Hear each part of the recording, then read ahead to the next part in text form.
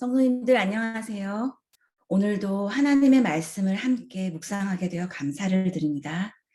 우리의 모든 형편을 아시고 위로해 주시며 우리에게 생명의 길을 열어주시는 하나님을 의지하며 나아가시는 우리 모두가 되시기를 소망합니다. 오늘 본문 시편 16편의 말씀을 봉독하겠습니다. 하나님이여 나를 지켜주소서. 내가 주께 피하나이다. 내가 여호와께 아뢰되 주는 나의 주님이시오니 주님 밖에는 나의 복이 없다 하였나이다. 땅에 있는 성도들은 존귀한 자들이니 나의 모든 즐거움이 그들에게 있도다. 다른 신에게 예물을 드리는 자는 괴로움이 더할 것이라. 나는 그들이 드리는 피의 전제를 드리지 아니하며 내 입술로 그 이름도 부르지 아니하리로다. 여호와는 나의 산업과 나의 잔의 소득이시니 나의 분깃을 지키시나이다. 내게 줄로 재어준 구역은 아름다운 곳에 있으며 나의 기업이 실로 아름답도다. 나를 훈계하신 여호와를 송축할지라. 밤마다 내 양심이 나를 교훈하도다. 내가 여호와를 항상 내 앞에 모시며 그가 나의 오른쪽에 계심으로 내가 흔들리지 아니하리로다. 이러므로 나의 마음이 기쁘고 나의 영도 즐거워하며 내 육체도 안전히 살리니 이는 주께서 내 영혼을 스올에 버리지 아니하시며 주의 거룩한 자를 멸망시키지 않으실 것임이니라. 주께서 생명의 길을 내게 보이시리니 주의 앞에는 충만한 기쁨이 있고 주의 오른쪽에는 영원한 즐거움이 있나이다. 아멘. 이것은 하나님의 말씀입니다. 시편 말씀은 문학 형식에 따라서 찬송, 탄식, 감사, 확신 등의 많은 다양한 글들로 분류하고 있는데 오늘 이 시편은 개인적인 신앙 고백과 신앙의 확신을 적은 글로 개인의 확신의 시라고 분류하고 있습니다.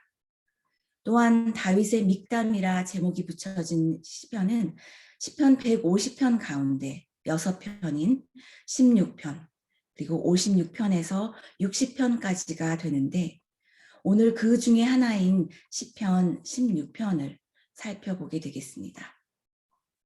믹담이라 하는 말의 정확한 의미는 확증되지 않았지만 격언, 황금, 주옥, 기둥이나 비문에 새겨진 글들과 같은 다양한 이해로 사용되었다는 근거 아래 유대 랍비들은 다윗의 믹담을 황금의 시, 가장 빛나는 시라고 부르기도 합니다. 오늘 이 다윗의 믹담이라 불려진 시편은 그 내용이 여호와 하나님께로 향하는 절대적인 신앙을 고백하면서 복의 근원이 되시고 생명의 근원이 되신 하나님을 믿고 의지하는 확신의 담대한 신앙 고백을 담고 있다 할 수 있습니다. 과연 유대 랍비들의 말처럼 이 다윗의 믹담은 황금의 시, 그 황금의 마음을 표현한 그런 시가 된다고 말할 수 있겠습니다. 이런 신앙 고백이 이루어지고 있는 가운데 1절의 말씀을 보면 다윗이 평안하지만은 않은 그런 위기의 상황에 처해 있다는 것을 볼 수 있습니다. 하나님이여 나를 지켜주소서. 내가 주께 피하나이다 라는 말은 지금 다윗이 하나님이 지켜주셔야 하는 그런 상황에 처해 있고 하나님께로 피해야만 살아남을 수 있는 상황에 있다고 유추해 볼 수 있습니다. 그런 위급한 상황에 여호와께로 피한다는 이 고백은 하나님을 진정으로 믿는 자만이 선포할 수 있는 그러한 행동이라 할 수 있겠습니다. 우리가 알고 있듯이 다윗은 많은 그런 위급한 상황들을 경험하였었는데 사울을 피해 동굴 속에 숨어 있을 때나 또 광야에 숨어 있을 때 사울이 다윗을 죽이려고 뒤쫓아와서 쫓기고 있을 때 또 사람을 보내어 다윗을 죽이려고 했을 때와 같은 그런 많은 죽음의 위기의 순간들이었습니다. 이런 순간마다 가장 안전한 곳인 하나님 앞으로 나아가면서 하나님의 인도하심을 구하고 또 하나님의 그 인도하심을 확신한 다윗인 것을 알 수가 있습니다. 이런 위급한 상황에 있는 다윗은 그의 믿음을 이렇게 선포합니다. 주는 나의 주님이시오니 주밖에는 나의 복이 없습니다. 하고 2절에 고백하면서 복이라는 것은 모든 선한 것, 모든 좋은 것을 말하는데 하나님과 같이 이렇게 선한 분이 없고 하나님만이 그가 의지하고 믿고 그렇게 의지할 분이라는 그 확신을 고백하고 있는 것입니다. 하나님이 선택하여 준 다윗은 삶의 많은 순간마다 위험이 닥친 그런 순간마다 하나님의 인도하심을 경험하였고 그 어떤 것보다도 다윗 자신도 정말 하나님만이 그의 주가 되심을 고백할 수 있는 그러한 믿음을 가진 다윗인 것입니다. 이 고백을 뒷받침하는 또 말씀이 4절에 있습니다. 다른 신에게 예물을 드리는 자는 괴로움이 더할 것이라. 나는 그들이 드리는 피의 전제를 드리지 아니하며 내 입술로 그 이름도 부르지 아니하리로다. 다윗은 다른 신들을 찾는 일은 결코 있을 수 없다는 것을 믿음으로 확신합니다. 그런 자들에게는 괴로움이 더할 것이라고 말하고 있는데 괴로움이라는 말은 원어적인 의미로 상처라는 뜻이 있습니다. 하나님과 나 사이에 다른 신이 어떤 다른 존재가 자리 잡게 될 때에 그런 자에게는 괴로움, 상처가 더해질 것이라는 것입니다. 이 괴로움, 이 상처는 일시적인 마음의 고통을 말하는 것이 아니라 하나님과 백성 사이에 심각한 관계의 무너짐을 말하는 것입니다. 하나님은 인내가 많으신 하나님이셔서 우리의 허물을 하나님 앞에 내려놓고 회개하기를 원하시고 우리가 매 순간 삶에서 하나님이 기뻐하시는 선한 길로 정하여 나아가기를 원하십니다. 만약 우리가 하나님을 떠나 다른 신을 경배하거나 하나님 이외에 그 무엇인가를 의지하려고 한다면 하나님과의 신뢰의 관계는 반드시 깨어질 것입니다. 그런데 이 깨어진 관계가 단순하지 않습니다. 하나님과의 관계의 깨어짐은 많은 결과를 초래하게 합니다. 한번 깊게 깨어진 하나님과의 관계는 회복하는데 훨씬 많은 시간이 걸립니다. 멀리 돌아간 만큼 다시 되돌아와야 하고 되돌아왔다고 해서 저절로 신뢰가 회복되는 것이 아니라 많은 회개와 회복의 시간이 걸리면서 관계 회복에 그만큼 더 많은 대가를 치르게 됩니다. 다윗은 그 괴로움이 어떠한지를 가늠할 수 있었기에 다른 신들에게는 하나님께 올려드리는 제사의 흉내도 내지 않을 것을 또 그의 이름을 입술에 담지도 아니할 것을 고백하고 있는 것입니다. 진정 주님만이 나의 복이 되시고 나의 선함이 되심을 그가 고백하였듯이 확신하기 때문이었습니다. 또한 다윗은 여호와는 나의 기업이 되시며 나의 분깃을 지켜주시는 자인 것을 5절과 6절에 고백하고 있습니다. 여호와는 나의 산업과 나의 잔의 소득이시니 나의 분깃을 지키시나이다. 내게 줄로 재어준 구역은 아름다운 곳에 있으며 나의 기업이 실로 아름답도다. 다윗은 여호와로 만족을 누리는 사람이었습니다. 여호와 한 분으로 만족함을 누리는 사람이었습니다. 하나님이 나의 일용할 양식을 공급하는 자 되시며 하나님만이 우리가 마땅히 필요한 것들을 또 마땅히 받아야 할 것들을 채워주시는 분이라는 것을 믿었습니다. 줄로 재었다 하는 말은 돌판이나 땅을 재고 분배하는 데 쓰이는 그 끈을 의미하는 측량줄을 말하며 함축적으로는 나에게 허락하신 상속, 하나님께서 나에게 주신 분깃을 의미합니다. 하나님께서 그만큼 측량줄로 잰 듯 정확하게 나에게 허락하신 구역이 있고 우리 모두에게 맡겨주신 사명이 있으며 각자에게 감당하도록 주어진 몫이 있다는 것입니다. 다윗은 그에게 맡겨주신 그 줄로 재어주신 구역을 귀하게 여기고 감사하게 여기며 어느 왕국보다 하나님께서 함께 하시는 이 땅이, 이 줄로 재어준 땅이 그에게 아름다운 유산이라는 것을 고백하고 있는 것입니다. 나를 지켜주시는 하나님이시며 나의 유일한 주님이 되시며 나에게 맡길 것을 맡기시고 감당할 것을 감당하게 하시는 하나님이시기에 이제 다윗은 여호와를 송축할 수밖에 없다고 고백합니다. 7절 말씀에 나를 훈계하신 여호와를 송축할지라 밤마다 내 양심이 여호와를 나를 교훈하도다. 다윗은 주님이 나의 주이시고 나의 복이시기에 여호와의 훈계까지도 교훈하심까지도 나를 선한 길로 인도하시고 단련시키시는 하나님의 손길이심을 신뢰한다는 것입니다.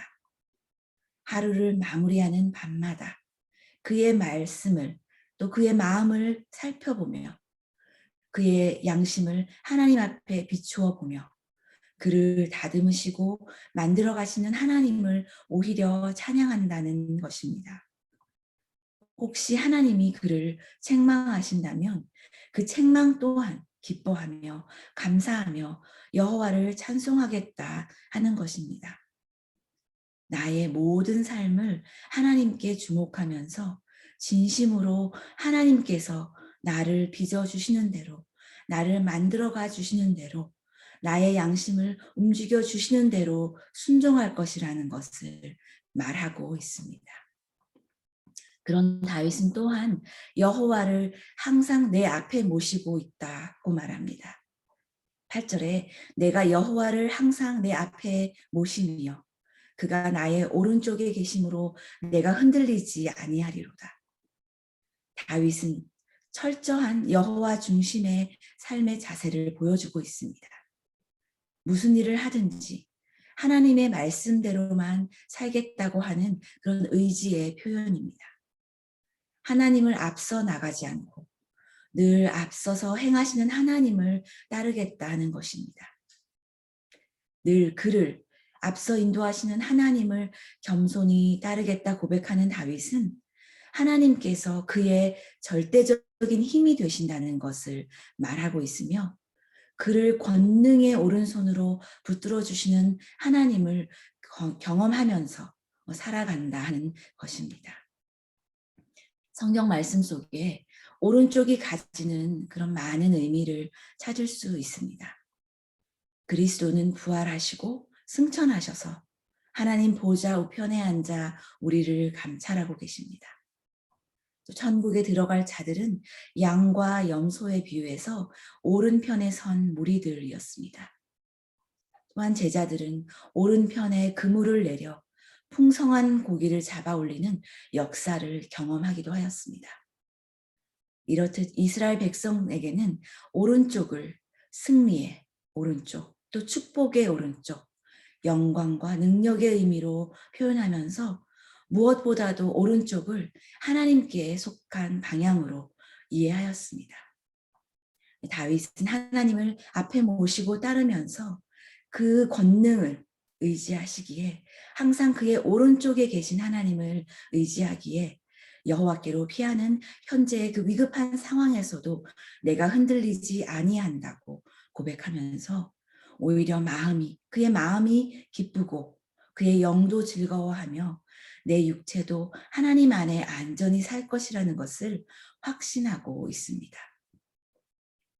다윗은 어떠한 어려움에 처하더라도 하나님께서 그의 영혼을 버리지 아니할 것이며 오히려 하나님을 의지하고 하나님께로 피하는 다윗에게 생명의 길을 보여주시고 영원한 즐거움을 주실 것이라 확신하고 있습니다.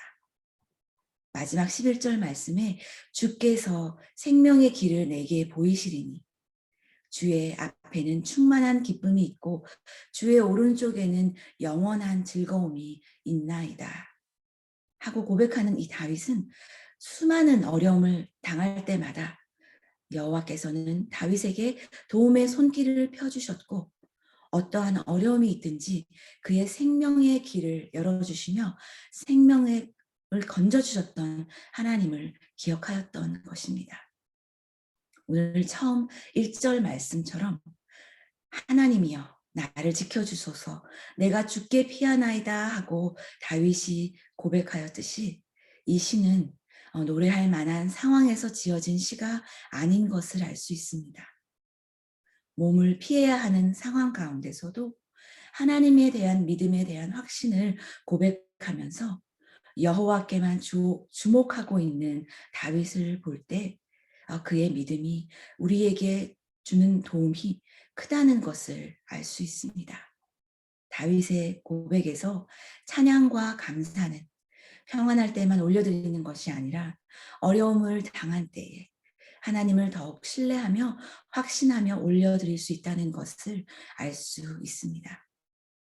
오늘도 우리가 어떠한 상황 가운데 있을지라도 우리의 상황을 다 보시고 알고 계시는 하나님께서 그 여호와께서 주시는 생명의 길을 바라보며 주께서 내게 생명의 길을 보이시리라 하신 다윗의 고백을 이해하고 또 기억하면서 우리에게 길을 열어주실 하나님, 우리 앞에 행하시고 우리의 우편에서 우리를 인도하시는 하나님을 전적으로 신뢰하며 나아가는 저와 모든 성도님들이 되시기를 간절히 소망합니다. 아멘. 기도하시겠습니다. 하나님 아버지, 다윗의 확신의 고백을 되새겨봅니다. 내게는 주님밖에 없다라고 고백하는 다윗을 보며 그의 고백과 삶이 하나님 앞에 한결같은 확신이 있었음을 깨닫게 됩니다. 어떠한 상황에 있더라도 하나님을 바라보면서 흔들리지 않았던 그의 신앙 고백을 본받기 원합니다. 우리에게 생명의 길을 내실 하나님을 의지하면서 나의 마음이 기쁘고 나의 영이 즐거워하며 오히려 담대하게 주님 앞으로 나아가게 도와주시옵소서. 예수님의 이름으로 기도합니다. 아멘. 네, 오늘도 기도의 제목을 나누기를 원합니다. 오늘 말씀을 기억하면서 다윗의 확신의 시, 이 시를 묵상하면서 하나님 앞에 우리가 더욱 굳건한 믿음으로 담대하게 나아가는 모두가 될 수 있도록 기도하기를 원합니다. 교회 리더십을 위하여 또한 기도하기를 원합니다. 팬데믹이 계속되는 가운데서도 목자와 목녀로 또 교사로 봉사하시는 많이 섬기는 그 모든 성도님들께 하나님께서 영육간에 힘을 얻을 수 있도록 힘을 주시도록 그렇게 기도해 주시고 교회에 있는 많은 그 리더십 가운데 주님께서 함께하여 주셔서 성령의 충만하심과 이끄심으로 교회가 하나 되어 나아갈 수 있도록 기도해 주시기를 원합니다. 또한 어려움을 당한 많은 성도님들을 기억하시며 기도해 주시고 투병 중에 계신 많은 성도님들 가운데서도 또 김하철 목사님과 또 조준걸 집사님과 또 수술을 앞두고 있는 성도님들과 회복 중에 있는 성도님들을 위해서 기억하며 기도해 주시기를 원합니다.